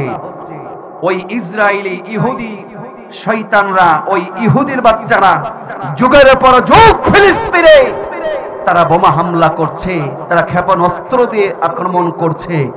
আপনি কি শুনেছেন এই রকম যে কোন বছর কয়েক হাজার বা কয়েক হাজার ফিলিস্তিনের মুসলমান ওই দেশ থেকে সৌদি আরবে পালিয়ে গেছে? শুনেছেন? কয়েক হাজার মুসলমান ওইখান থেকে বাংলাদেশে পালিয়ে এসেছে। তার কারণ ফিলিস্তিনের মুসলমানের কলিজার মধ্যে একজনের মহব্বত, ভালোবাসা বেশি আছে। আওয়াজ দিয়ে বলুন তিনি কে? তবে কথা হলো, ফিলিস্তিনের মুসলমানদের রক্ত ঝরবে, ফিলিস্তিনের মুসলমানদের উপরে বিপদ আসবে। আল্লাহর নবীর ভবিষ্যৎবাণী কখনো মিথ্যা হতে পারে না। আজকে যে ফিলিস্তিন মুসলমানের রক্ত ঝরছে, আগামীতে এই মুসলমানরাই বাইতুল মুকদ্দাস দখল করবে এবং ফিলিস্তিনের মুসলমানরাই গোটা পৃথিবীকে শাসন করবে। কথা বলুন ঠিক না ব্যাঠি? এটা আমার আল্লাহর নবীর ভবিষ্যৎবাণী। দরদিরা আমার, আজকে পৃথিবীতে 200 কোটি মুসলমান, তারপরেও এই সামান্য ইসরায়েলে মাত্র এই 80 লক্ষ এই ইহুদি, এরা সামান্য 80,000 ইহুদির বাচ্চা হওয়ার পরে, দরদিরা আমার, এই 200 কোটি মুসলমানদের এত শক্তি থাকার পরেও এই সামান্য কিছু সংখ্যক ইহুদিরা আজকে এই স্বৈরাচারী ভূমিকা পালন করছে, ফিলিস্তিনের মুসলমানদের রক্ত ঝরাচ্ছে। এর কারণ হলো একটাই। আওয়াজ দিয়ে বলুন কয়টা? আর আওয়াজ দিয়ে বলুন কয়টি? একটাই কারণ। কারণটা হলো আমাদের 200 কোটি মুসলমানের মধ্যে, আমাদের মধ্যে আজ ঐক্য নাই, ঐক্যর বড়ই অভাব দেখা গিয়েছে। কথা বলুন ঠিক না ব্যাঠি? দরদিরা আমার, খেয়াল করেন, একটাই আজকে আমাদের অভাব, সেটা হলো ঐক্যের অভাব। ওয়াতাসিমু বিহাবলিল্লাহি জামিআন ওয়া লা তাফাররাকু। আল্লাহ বলছেন, তোমরা আল্লাহর রজ্জুকে ঐক্য হয়ে ধরো, এক হয়ে থাকো, তোমরা ফারেক হয়ে যেও না। কিন্তু আজকে আমাদের মধ্যে ফাটল আছে না নাই? ফিলিস্তিনের মুসলমানদের রক্ত ঝরছে, আরব দেশের মুসলমানরা নীরবতা পালন করছে। কথা বলুন ঠিক না ব্যাঠি? পৃথিবীর 200 কোটি মুসলমান যদি এক হতে পারে, এক হয়ে যদি সোচ্চার ভূমিকা পালন করতে পারে, সারা পৃথিবীতে 200 কোটি মুসলমান, আমাদের মধ্যে আকীদার মধ্যে ভেদাভেদ থাকতে পারে, আমরা কেউ আহলে হাদিস হতে পারি, কেউ হানাফি হতে পারি, আমাদের আকীদার মধ্যে বৈচিত্র্য থাকতে পারে, কেউ বুকে হাত বাঁধতে পারি, কেউ লাভির নিচে হাত বাঁধতে পারি, কেউ মোনাজাত করতে পারি, কেউ মোনাজাত নাও করতে পারি। এটা আমাদের আসল পরিচয় নয়। আমাদের আসল পরিচয় হলো আমরা আল্লাহ পাকের গুনাহগার গোলাম, আমরা মুসলমান। কথা বলুন ঠিক না ব্যাঠি? আজকে সারা পৃথিবীর 200 কোটি মুসলমান যদি এক হয়ে আল্লাহর নামের তাকবীর যদি দিতে পারে, আমার ভাইরা, ওই ইসরায়েলি ইহুদির বাচ্চারা এরপরে ফিলিস্তিনের মুসলমানদের বিরুদ্ধে অ্যাকশন নিতে তারা 14 বার ভাববে। কথা বলুন ঠিক না ব্যাঠি? যে কোনো মুহূর্তে যদি মুসলমানদের পক্ষে ভূমিকা পালন করার জন্য টেকনাফ থেকে তেতুলিয়া, রূপসা থেকে পাতুরিয়া, বন্দরবান থেকে সুন্দরবন পর্যন্ত আমার ভাইরা ফিলিস্তিনের মুসলমানদের জন্য যদি এক হয়ে ডাক আসে, সেই মিছিলে কারা কারা শামিল হতে রাজি আছো? দুইটা হাত আল্লাহকে দেখাও।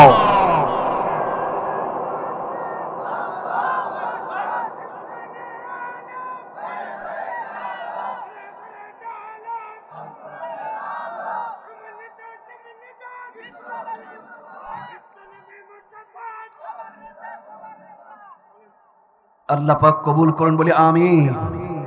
আমার ভাইরা আরো আওয়াজ দিয়ে পড়ুন আমিন। আমি বলছিলাম রমজান আমাদেরকে কয়টা গিফট উপহার দিয়ে বিদায় নিয়েছে? আওয়াজ দিয়ে বলুন কয়টি? এক নম্বর কি? সিয়াম, রোজা থাকার অভ্যাস আমাদেরকে শিখিয়ে গেছে, শিক্ষা দিয়ে গেছে, প্রশিক্ষণ দিয়ে গেছে রমজান। দুই নম্বর হলো কিয়াম, নামাজ। তিন নম্বর হলো কোরআন। তিন নম্বর কি? আওয়াজ দিয়ে বলুন তিন নম্বর কি?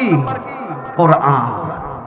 রমজান মাসে এত বেশি আমরা কোরআন শুনেছি, এত বেশি আমরা কোরআন পড়েছি, তারাবির নামাজে পড়েছি, খতম পড়েছি, নিজে তেলাওয়াত করেছি।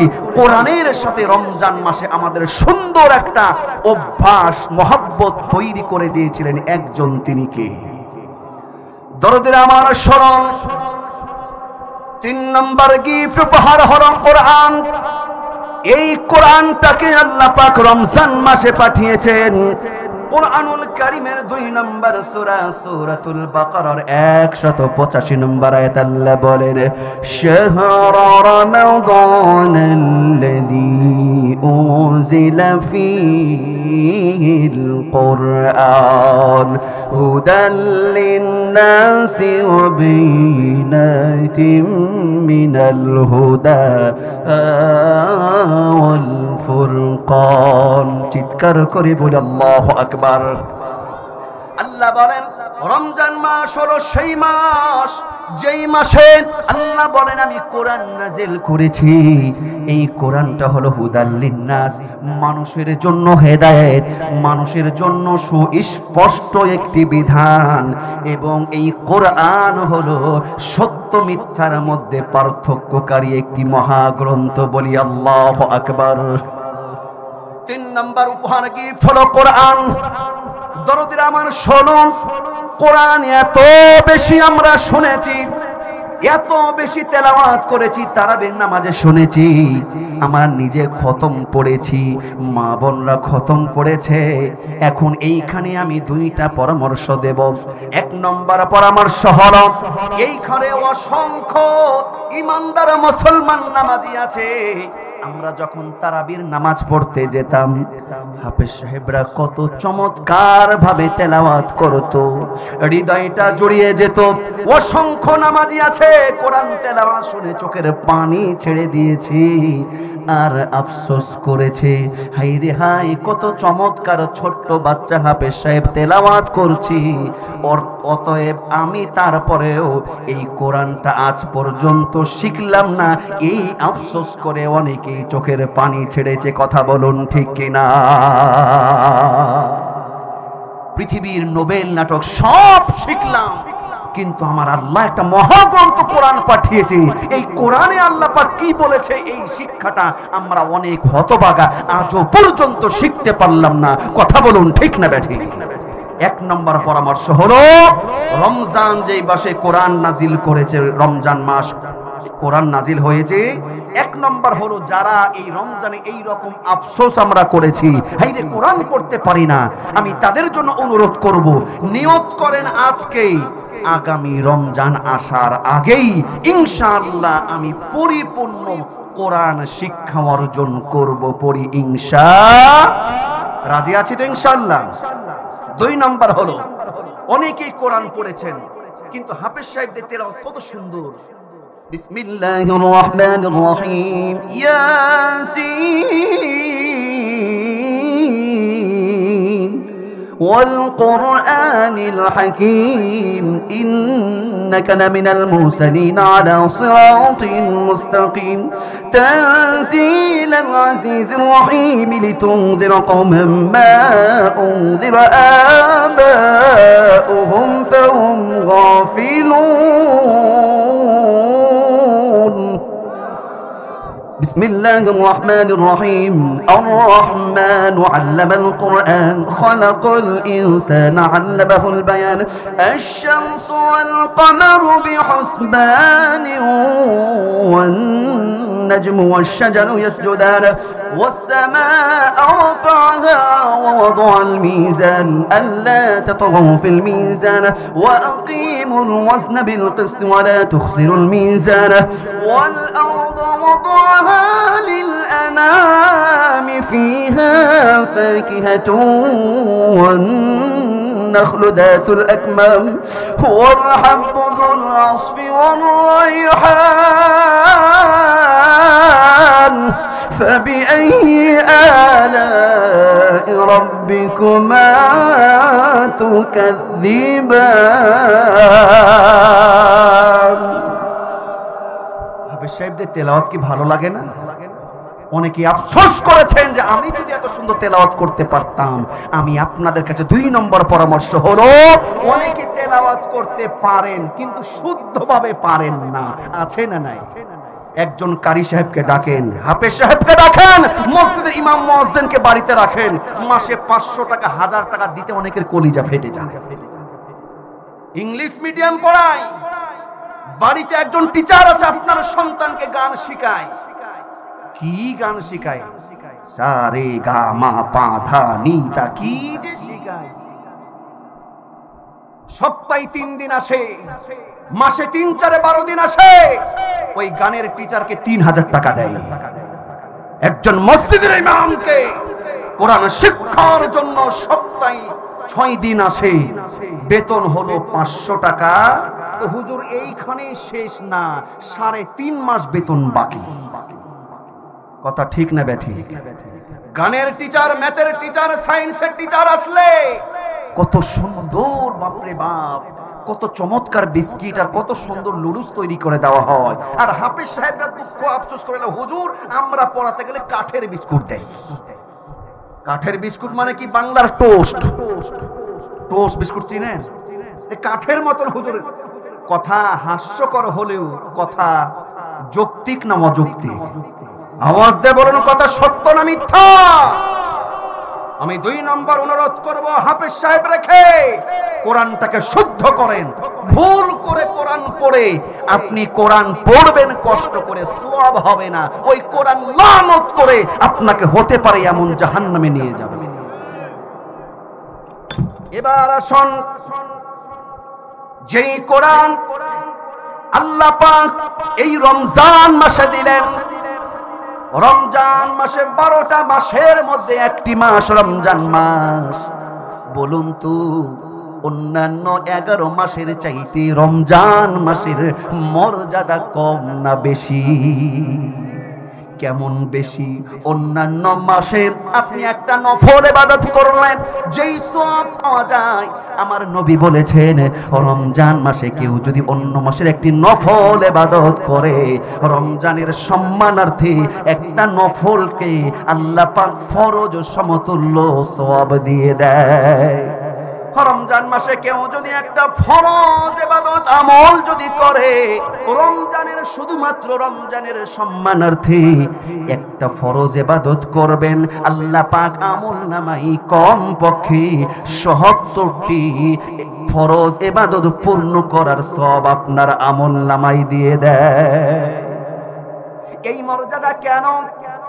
রমজানের আলাদা কোনো বৈশিষ্ট্য নাই। রমজানের এই মর্যাদা কেন? একটা অ্যানসার শুনুন। আমার ভাইরা, রমজানের এই মর্যাদা বেড়েছে শুধুমাত্র শাহরু রমাদানাল্লাযী উনজিলা ফীহিল কুরআন।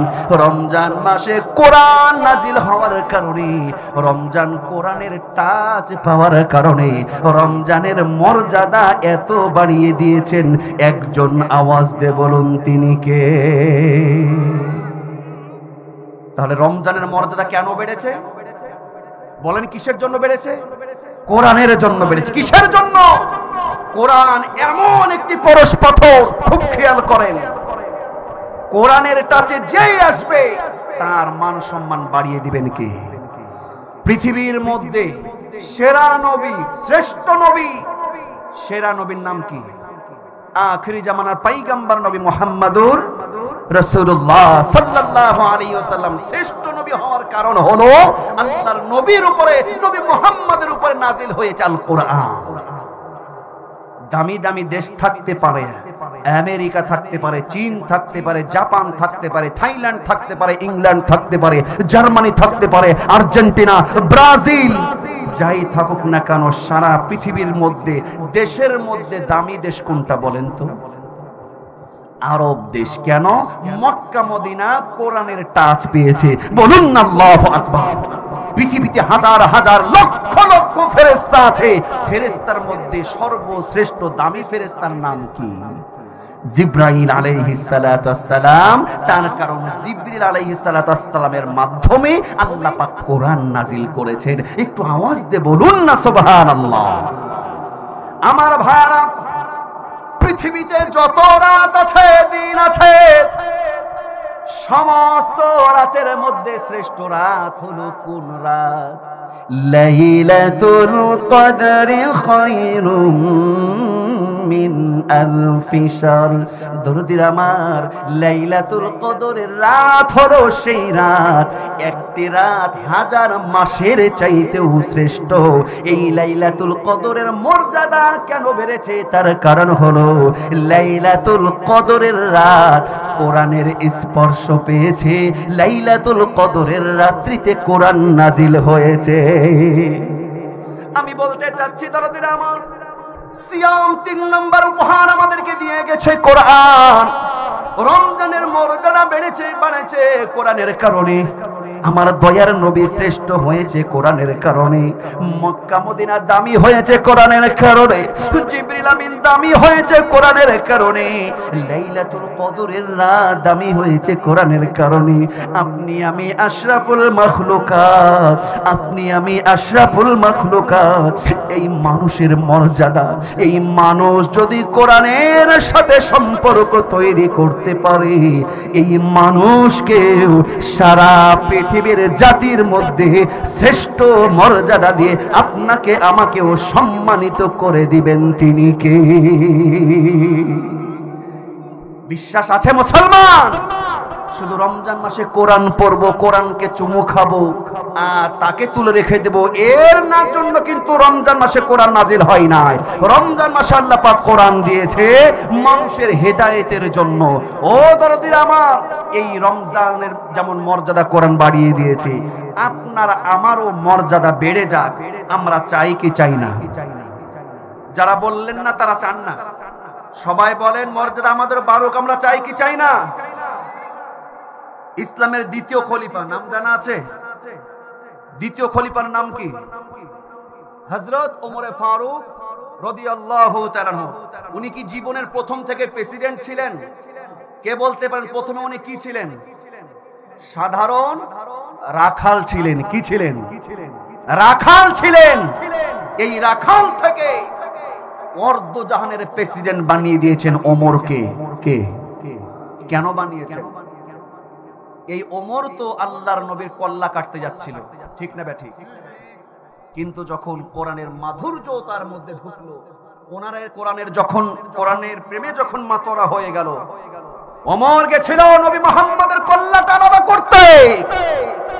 কিন্তু ওমর এমন কোরআনের বাণী শুনেছে, কোরআনের এমন প্রেমে মাতোয়ারা হয়েছে, হযরত ওমর খোলা তরবারিটি নবীর পায়ের কাছে ফেলে দিয়ে বলি, ইয়া রাসূলুল্লাহ, ইয়া হাবিবাল্লাহ, আমি ওমর, আমি আসছিলাম আপনার দেহ থেকে কল্লাটা আলাদা করতে, কিন্তু নবী গো, কোরআন আমাকে এমন ভাবে টেনেছে আপনার দেহ থেকে কল্লাটা আলাদা করতে নয়, বরং নবী আমি ওমর আমার কল্লাটা আপনার পায়ের কাছে ওয়াকফ করে দিলাম, আমাকে কালেমা পড়িয়ে দিন, লা ইলাহা ইল্লাল্লাহ মুহাম্মাদুর রাসূলুল্লাহ সাল্লাল্লাহু আলাইহি ওয়াসাল্লাম।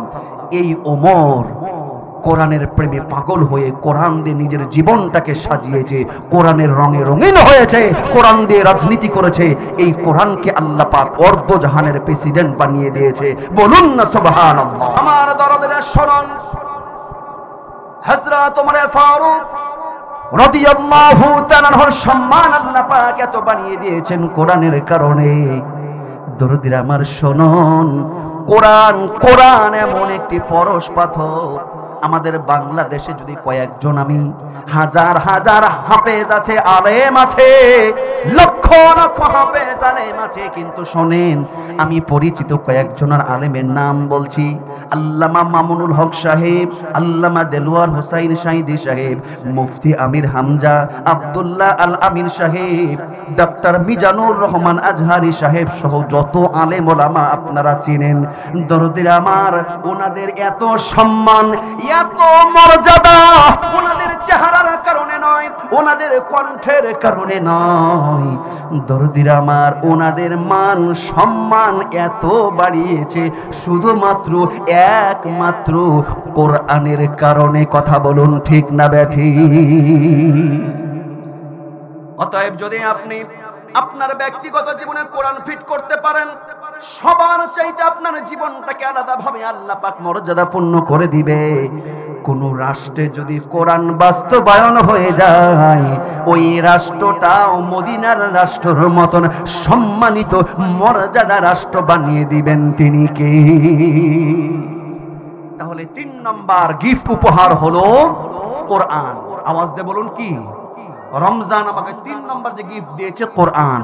এবং 4 নম্বর গিফটটা কি শুনুন, 4 নম্বর রমজান আমাদেরকে যে উপহার গিফটটা বিদায় নিয়েছে, সেই গিফটটা হলো তাকওয়া। সেই গিফটটা কি? সেই গিফটটা কি? তাকওয়া অর্থাৎ আল্লাহর ভয়। তাকওয়া অর্থ কি? খোদা ভীতি, আল্লাহর ভয়, মুত্তাকি হওয়ার গুণাবলী। রমজানে 4 নম্বর উপহার কি? তাকওয়া। আওয়াজ দিয়ে বলুন তাকওয়া। আচ্ছা, তাকওয়াটা কি? তাকওয়ার বাংলা কি? আল্লাহর ভয়। আওয়াজ দিয়ে বলুন। কিছুটা হলে মুখস্থ করে যাবেন। তাকওয়া অর্থ কি? বাংলাটা কি? কার ভয়? আরো জোরে, জোর হলো না, আরো জোরে। আল্লাহর ভয়। আল্লাহর নাম নিতে আমাদের কোনো শরম আছে? আল্লাহর ভয় নামই হলো তাকওয়া। রমজান মাসে আমাদের আল্লাহর ভয় ছিল কি ছিল না? এখন আছে না নাই? কম না বেশি? রমজানের চাইতে কম। রমজানের চাইতে। এবার আমি কিছু লজিক দিচ্ছি, মিলিয়ে নেবেন। আপনাদের কষ্ট হচ্ছে? কষ্ট হচ্ছে? আলামিন ভাই চলে আসবে, একটু খেয়াল করেন। রমজান যে আমাদের 4 নম্বর গিফট, সেটা হলো তাকওয়া। কথাটা আমারও নয়, আল্লাহ সুবহানাহু ওয়া তাআলা কোরআনুল কারীমের 2 নম্বর সূরা সূরাতুল বাকারার 183 নম্বর আয়াত, 2 নম্বর পারার হেফজ কোরআনের 6 নম্বর পৃষ্ঠার মাঝামাঝির দিকে আল্লাহ বলেন, ইয়া আইয়ুহাল্লাযীনা আমানু কুতিবা আলাইকুমুস সিয়াম কুতিবা আলাইকুমুস সিয়াম কামা কুতিবা আলাল্লাযীনা মিন ক্বাবলিকুম লাআল্লাকুম তাত্তাকুন। আল্লাহ বলেন, ইয়া আইয়ুহাল্লাযীনা আমানু, হে ঈমানদারগণ, তোমাদের উপরে রোজাকে ফরজ করা হয়েছে যেমন করে তোমাদের পূর্ববর্তী রোজাকে ফরজ করা হয়েছিল। কেন? শুনুন, আল্লাহ বলছেন লাআল্লাকুম তাত্তাকুন, এই রমজান তোমাদেরকে মুত্তাকি তাকওয়াবান বানিয়ে দিবে। বলি সুবহানাল্লাহ। রমজানে কেমন তাকওয়া আমাদের ছিল?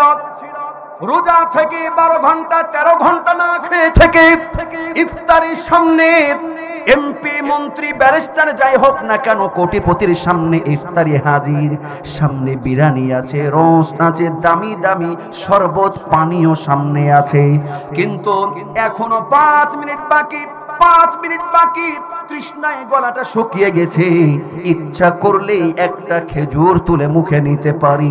1 মিনিট বাকি, ইচ্ছা করলে শরবতের কালারিং শরবত 1 ঢোক খেয়ে নিতে পারি, কিন্তু নির্দিষ্ট আল্লাহর সময় হওয়ার আগে আমাদের জীবন বের হয়ে গেলেও আমরা কিন্তু ইফতারি করি নাই। কথা বলুন ঠিক কিনা? আপনার সামনে যে খাবারগুলো, এই খাবারগুলো হারাম ছিল না হালাল ছিল? হালাল ছিল, কিন্তু আল্লাহর ভয়ে হারামের মতন আমরা ভয় করেছি, ঠিক না ব্যাঠি? হারামের মতন ইফতারির সময় হওয়ার আগে মুখে নিই নাই কালারিং পানি, শরবত, রৌআফজা, কত কিছু হারামের মতন ভয় করে দূরে সরেছি। রমজান বিদায় নিয়েছে, ওই তাকওয়াও বিদায় নিয়েছে। কিসের কালারিং শরবত? রমজান গেছে, এখন কালারিং মদ মার আছে না নাই? বারে যে মদ পান করে, হালাল খাবার সামনে হারামের মতন ভয় করেছেন। ঈদের পরে হারামগুলোকে অনেকে হালাল মনে করে সুদ, ঘুষ, চাঁদাবাজি, অন্যায়, খুন খারাপি হারাম কাজে আছে না নাই? আওয়াজ দিয়ে বলুন। নির্দিষ্ট সময় হওয়ার আগে, ইফতারের আগে রোজারত অবস্থায় আপনার হালাল স্ত্রী ঘরে, আপনার হালাল স্বামী ঘরে, ইচ্ছা করলে 4 দেওয়ালের মধ্যে জানালা দরজা লাগিয়ে স্বামী স্ত্রী মহব্বত করতে পারতেন, কিন্তু না, ওই যে আপনার দিলে বলেছে না, এখন ইফতারের আগে কাছাকাছি হওয়া যাবে না। কার ভয়ে? এটাই হলো তাকওয়া। রমজান গেছে, হালাল স্ত্রীকেও হারামের মতন ভয় করেছে। অনেক যুবক রমজানে গেছে, তাকওয়াও শেষ। রমজানের পরে বেকানা নারী, নিজের স্ত্রী না পরের স্ত্রীর সাথেও এই সেই আছে না নাই? আওয়াজ দিয়ে বলুন, আছে না নাই? সেই তাকওয়া আমাদের মাঝে নাই। 4 নম্বর হলো তাকওয়া। রমজান মাসে আপনি তাকওয়া দেখিয়েছেন। আপনি নদীর মধ্যে গোসল করতে ডুব দিয়েছেন, পুকুরের পানির নিচে চলে গেছেন, রোজা আছেন, গলা শুকিয়ে গেছে, ইচ্ছা করলে পানির নিচে 1-2 ঢোক পানি খেতে পারতেন, কিন্তু আপনার মন বলেছে আমি রোজাদার। পৃথিবীর কোনো চোখ না দেখলেও একজনের চোখ দেখবে, তিনি কে? দরদের আমার শুনুন, এই জন্য আল্লাহ বলেন, ইয়া আইয়ুহাল্লাযীনা আমানু তাকুল্লাহা হাক্কা তুকাতিহি ওয়া লা তামুতুন্না ইল্লা ওয়া আনতুম মুসলিমুন। আল্লাহ বলেন, হে ঈমানদারগণ, ভয় করো আল্লাহকে, হাক্কা তুকাতিহি, যথাযথ ভয়। শুধু রমজান মাসে ভয় করবে, রমজানের নামাজ পড়বে, রমজানের পরে যা ইচ্ছা তাই তাই না। আল্লাহ বলছেন অবশ্যই যথাযথ ভয় করতে হবে। ওয়ালা তামুতুন্না ইল্লা ওয়া আনতুম মুসলিমুন। আল্লাহ বলছেন আর অবশ্যই মুসলমান না হয়ে মৃত্যুবরণ করো না। কথাটা কার? কথাটা কার? আল্লাহ বলছেন মুসলমান না হয়ে মৃত্যুবরণ করো না, অর্থাৎ মরার আগে সোজা হয়ে যাও। কি হয়ে যাও? মরার আগে সোজা। মুসলমান না হয়ে মৃত্যুবরণ করো না, অর্থাৎ আল্লাহ বলছেন যে মরার আগে সোজা হয়ে যাও। আর আমরা মরার আগে সোজা হই না, মরার পরে অনেকে সোজা হয়। কথা বলুন ঠিক না ব্যাঠি? মরার আগে সোজা হতে হবে। রমজান মাসে আপনি তাকওয়া দেখিয়েছেন, হালাল জিনিস আপনি খান নাই, রমজানের পরেই তাকওয়া গেল কোথায়? রাস্তায় আজকে চাঁদাবাজি করে, আজকে জমি দখল করে, খুন করে, চাঁদাবাজি করে, লুণ্ঠন করে, আমার ভাইরা ইফটিচিং করে, যত রকমের অন্যায় আছে, পাপাচার আছে, অনেকে করে। কথা বলুন ঠিক না ব্যাঠিক? রমজানের 4 নম্বর গিফট উপহার হলো এই তাকওয়া। রমজান মাসে আপনি আল্লাহকে যে তাকওয়া দেখিয়েছেন, পুরাটা বছর সেই তাকওয়াকে ধারণ করে আপনাকে আমাকে জীবন যাপন করতে হবে। কথা বলুন ঠিক না ব্যাঠি? 5 নম্বর গিফট, সর্বশেষ 5 নম্বর গিফট। কয় নম্বর? রমজান মাসের 5 নম্বর গিফট হলো দান করার অভ্যাস। রমজানে আমরা যাকাত দিয়েছি, ফিতরা দিয়েছি, মসজিদে দান করেছি, মাদ্রাসায় দান করেছি, ইফতারি খাইয়েছি, সেহেরি খাইয়েছি, এতিমকে লুঙ্গি দিয়েছি, বিধবাকে শাড়ি দিয়েছি, ঠিক না ব্যাঠিক? রমজান মাসে দান সদকা আমরা একটু বেশি করি, কথা ঠিক না? এটা হলো প্রশিক্ষণের মাস, শুধু রমজান মাসে বিদায় করলে চলবে না। 5 নম্বর গিফট হলো রমজান মাসে দানের হাত যেমন আপনি প্রশস্ত করেছিলেন, এখন গুটিয়ে নিলে চলবে না। ইমানদার মুসলমান রমজান মাসে প্রশিক্ষণ নেবে, বাকি 11টা মাস পুরো বছর রমজানের 5 নম্বর গিফট দান সদকা হাত খুলে করবে। কথা বলুন ঠিক না বেঠিক? আওয়াজ দিয়ে বলুন ঠিক না বেঠিক? মুত্তাকির একটা বৈশিষ্ট্য, আল্লাযীনা ইউনফিকুনা ফিস সাররাই ওয়াদ দাররা। মুত্তাকির 1 নম্বর বৈশিষ্ট্য, মুত্তাকি সুখে দুঃখে সর্ব অবস্থায় কার রাস্তায় দান করে? আওয়াজ দিয়ে বলুন কার রাস্তায় দান করে? আল্লাহর রাস্তায় দান করে। ও দরদির আমার, আমি অত্যন্ত খুশি হয়েছি এবং ধন্যবাদ জানাচ্ছি আপনাদের এই শেখের পাড়া, কাঁঠালবাড়িয়া ও পুরা পাড়ার ঐতিহ্যবাহী তাফসীরুল কোরআন কমিটিকে, এই যুবকগুলোকে, আমার প্রাণ প্রিয় শ্রদ্ধাভাজন সভাপতি জনাব মোহাম্মদ বনি ইসরাইল সাহেবকে, সভাপতি সেক্রেটারি সহ আমার মেহেদি হাসান লিখন ভাইকে, যে এত চমৎকার একটা আয়োজন ওনারা করেছে।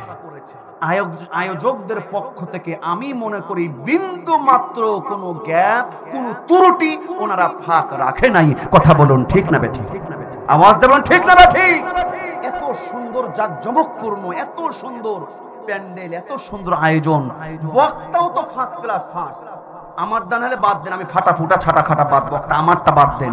আজকে যিনি ফার্স্ট ক্লাস প্রধান বক্তা এখানে আছেন আব্দুল্লাহ আল আমিন সাহেবের একটা ডেট নিতে অনেকের স্যান্ডেলের ফিতা ছিঁড়ে যায়।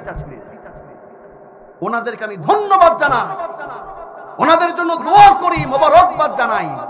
কিন্তু আফসোস, দুঃখ এলাকার মানুষদের জন্য। কথা বলুন ঠিক না বেঠিক? হাই রে হাই, আপনাদের এই মাহফিলটাই যদি আমার রাজশাহী শহরে এখন হতো, কম পক্ষে 20,000 মানুষ, আপনারা মূল্যায়ন করতে পারলেন না, এই সহযোগিতা ওনারা করতে পারলেন না। ওনারা আপনাদের কাছে কিছুই চাই না। আপনারা যদি আজকে গোটা মাঠটা কোনায় কানায় ভরিয়ে দিতেন, ওনাদের কলিজাটা ভরে যেত। কথা বলুন ঠিক না বেঠিক? তবে এটাও সত্য, এটাও সত্য, সবাই তো আর জান্নাতে যাবে না। কথা বলুন ঠিক না বেঠিক? সবাই তো আর কোরআনের ময়দানে আসবে না। আপনি কালকে বেবি নাজনীনকে নিয়ে আসেন, কালকে মমতাজকে নিয়ে আসেন, বাপরে বাপ, ফাটতে যাই ফাটতে যাই, আর এমন ফাটে আছে ওদের যে জোড়া পাট্টি লাগার জায়গা নাই। ওক মমতাজকে নিয়ে আসলে বাপরে বাপ, 3টায় মমতাজ উঠবে, ভোর 3টায় কুলাঙ্গার ছেলেপিলা আমের গাছে উঠে বসে থাকবে। ঠিক না বেঠিক? দরদিরা আমার, সবাই কোরআনের পক্ষে আসবে না, সবাই তো জান্নাতে যাবে না। তার কারণ আল্লাহ পাক জাহান্নামও তো তৈরি করেছে, কেউ কেউ জাহান্নামে যাবে। কথা বলুন ঠিক না বেঠিক? আমার আফসোস লাগে, আমার আফসোস লাগে যে কিছু মানুষ সঠিকটা বুঝে না। সঠিকটা বুঝে না কেন? কি হলো, কি হলো তাদের? আমি কালকে একটা নিউজ দেখলাম ইউটিউবে, ফেসবুকে, আপনারা অনেকেই দেখেছেন। এদের লজ্জা শরম কবে হবে? আমি একটা নিউজ দেখলাম, সেটা হলো কালকের নিউজ দেখলাম যে আমাদের দেশের একজন রাজনীতিবিদ হাসানুল হক ইনুর নাম শুনেছেন? আপনার নাম তো শুনেন নাই। আর শাহজাহান খান সাহেব, হাসানুল হক ইনু আর শাহজাহান, এই দুইজন আল্লাহর ওলি। এই দুইজন আল্লাহর ওলিকে অ্যারেস্ট করেছে। এতদিন তো জামায়ের আদরে চলছিল, এখন যখনই চোরের মতন করে বেঁধেছে পিছে হাত, এবার ওদের চোখ মুখ, পুলিশকে কি বলছে জানেন? পুলিশকে বলছে, এই বেশি বাড়াবাড়ি করবি তো 14 গোষ্ঠীকে খেয়ে ফেলবো। বলি নাউজুবিল্লাহ, তোরা তো গোটা বাংলাদেশের গু মুত সব খেয়েছিস, এবার 14 গোষ্ঠীকেও খাবি? কোরআনের পাখীদেরকে অ্যারেস্ট করেছিল, পিছে হাত ফেলেছিল, তখন তোদের লজ্জা লাগে নাই? আমি প্রশাসনকে অনুরোধ করব, এইগুলোকে ধরে আইনা করে বলা দরকার, এদেরকে রিমান্ডে না দরকার। কথা বলুন ঠিক না বেঠিক? নারে তাকবীর, নারে তাকবীর। প্রধান বক্তার আগমন, আলামিন ভাইয়ের আগমন,